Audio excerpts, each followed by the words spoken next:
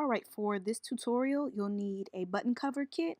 You'll also need some scrap fabric, some jewelry glue, some earring posts and earring backs. And optional is these are hair clips. I like to use these to clamp my earring posts down in place while they're drying. So the first thing you want to do is take your template and you want to place that inner circle where you would like your earring design to be. Once you have that in place, you can go ahead and grab your scissors and cut around the template. And you'll need to do this 2 times. Alright, next you want to go ahead and take one of your button covers and you want to take your fabric and you want to place it on the wrong side of your fabric. Then you want to go ahead and place it inside of the button maker and you want to push that down inside. And also just make sure and double check that your button covers in the center of your fabric. And then once it's nice and centered, it'll be even all the way around and you can push those edges towards the inside.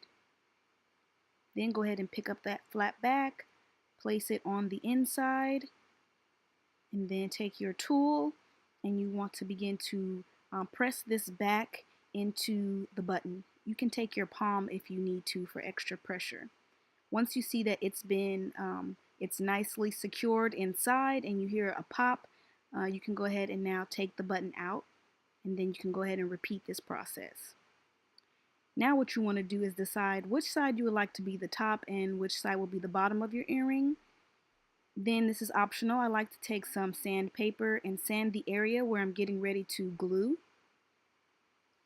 And then after I'm done sanding, I squeeze some of my glue out on this white piece of paper.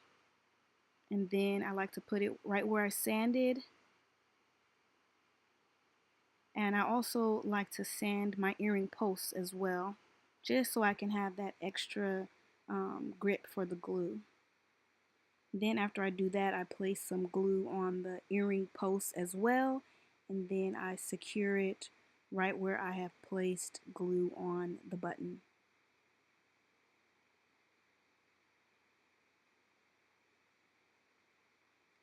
Then after my posts are secured down, I like to take those hair clips. This is also optional, but I like to clamp them on. This just helps while the earring posts are drying.